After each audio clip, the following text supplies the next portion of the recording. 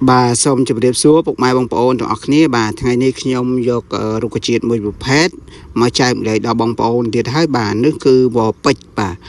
bịch nước cư bị tàu nơi tam đàm chở bông bồn bà chỉ bị xét đàm sky nước cư bị chỗ chật nơi mình tên hay sầm ra vò bịch ní đá bông bồn ở dương yok mà đàm tắc hộp bông bồn á đàm tắc hộp hay dương cắt về chỉ con clay tới rồi dương bao bia chi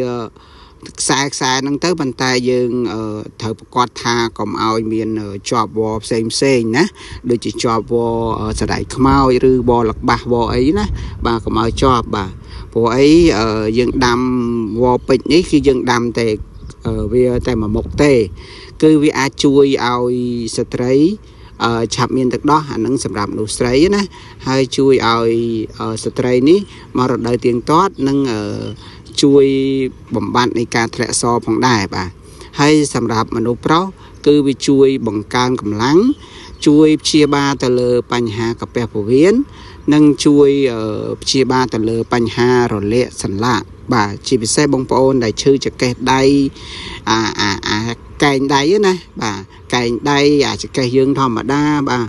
អញ្ចឹងគឺបងប្អូនអាចដាំទឹកវ៉ពេជ្រនេះហូបបានបាទដាំទៅវាហាងពោហាងស្អាប់បងប្អូនប៉ុន្តែយើងហូបប៉ុន្តែហូបនៅក្តៅឆ្ងាញ់បើຕົកហាងតិចអត់សូវឆ្ងាញ់ទេបាទបងប្អូនអាចសាកល្បងហូបបានប៉ុន្តែបច្ចៈទៀតបងប្អូនបោចវ៉នេះមកដាំបងប្អូនត្រូវប្រកាសថាអត់មានជាប់ដូចថាវ៉ផ្សេងណាមានតែវ៉ពេជ្រនឹងមួយមុខអញ្ចឹងណាបងប្អូនបាទនេះបងប្អូនមើលភិនភាកទៅបាទកន្លែងខ្លះក៏វាចេញមកគឺវ៉ពេជ្រហ្នឹងគឺវាក្រហមឆ្អិនឆ្អៅដូចមាសអញ្ចឹងហើយបងប្អូនតែសួរខ្ញុំថាអត់ទឹកញ័រហើយមែនបាទទឹកញ័រនៅមានបងប្អូនបាទទឹកញ័រអាចជួយបញ្ចុះជាតិអាស៊ីតហើយអាចជួយឲ្យកាពះពោះវៀនយើងដំណើរការល្អ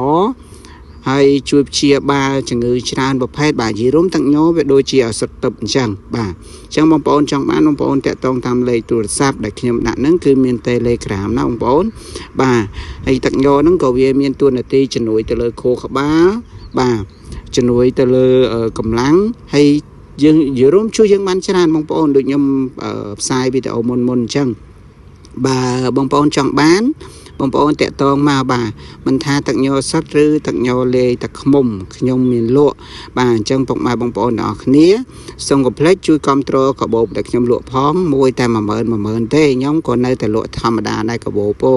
បងប្អូនចង់បានឆាតមកកាបូបនេះយើងស្ពេពីមុខដាក់អីបានច្រើនណាបងប្អូនចង់បានឆាតចូល link Telegram មក